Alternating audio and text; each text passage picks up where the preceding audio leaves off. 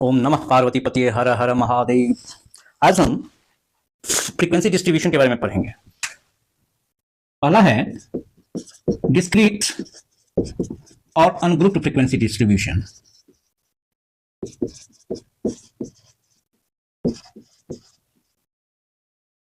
Frequency distribution इसमें क्या होता है, तो इसमें हम जो डाटा कलेक्ट करते हैं उसको कोई ग्रुपिंग नहीं करते हैं। जैसे सपोज दैट जो आपका मोहल्ला है, जो लोकेलिटी है, उस लोकेलिटी में 25 फैमिली के यहाँ आप जाते हैं और number of children find out करते हैं कि किस फैमिली में कितना चिल्ड्रन है। किसी फैमिली में आपको 2 आया तो 2 नोट कर लिए, 3 आया तो 3 नोट कर लिए, 1 आया तो 1 नोट कर लिए, 1 2 3। कहीं पर ऐसा भी है जो 4 भी आ सकता है। फिर आप गए 1 1, कहीं पर 2 3 3 आ गया। ऐसे ही आप कह सकते हैं। जो इस हिसाब से आप मान लीजिए जो किसी में चलिए 5 भी है, कोई बात नहीं है। 3 2 2 1 3 3।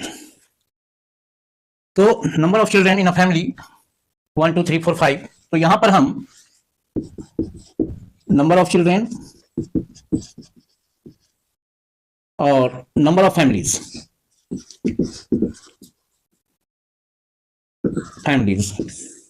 ये आपका चार्ट हो गया।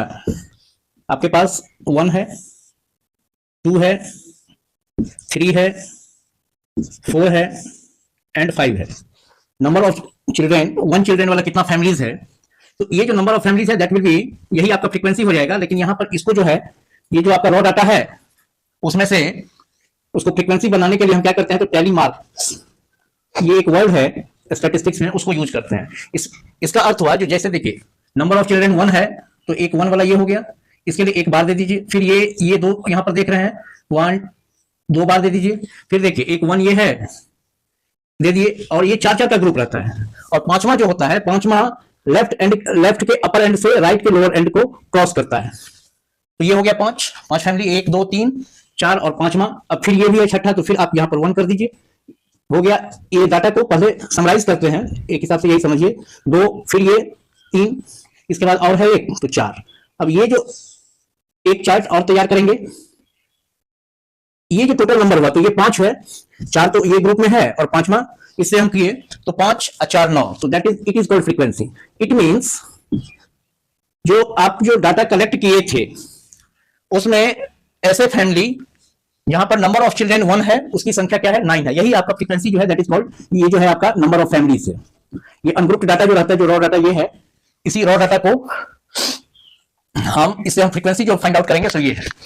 इसके बाद 2 जब हम करते हैं तो इसमें नंबर ऑफ चिल्ड्रन आपका 2, तो 2 एक ये है आपको, फिर ये है आपका, ये है तीसरा, फिर ये चौथा, फिर देखिए ये 5वां है तो 5वां को हम ऐसे क्रॉस करेंगे, फिर ये 6ठा तो 6, तो ये 6,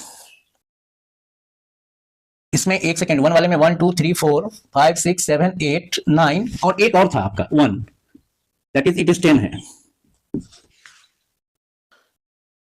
इसके बाद number of children, number of families having 3 children, तो दैट इज 1 यहां पर है, तो इसको टैली मार्क में पहले लाइए 2 3। इसके बाद इधर तो नहीं है, ये है 1 4 और फिर ये और ये 2 है, तो 1 तो 5 ऐसे हो जाएगा और 6ठा आपका ये हो जाएगा। तो इसके बाद नंबर ऑफ 4 का देख लीजिए, 4 का 1 यहां पर है, 2 इसके बाद नहीं है तो इट इज 2। और number of 5, number of children यहां पर 5 है, ऐसे फैमिली की संख्या देयर इज ओनली 1, तो दैट इज 1। और ये आपका ये हो गया, तो ये टोटल फैमिलीज जो हो गया 10 6 16 6 22 3 25, ये 25 फैमिलीज है। तो इसको दैट इज आप आगे चल के पढ़ेंगे, that is summation F that is equal to 25।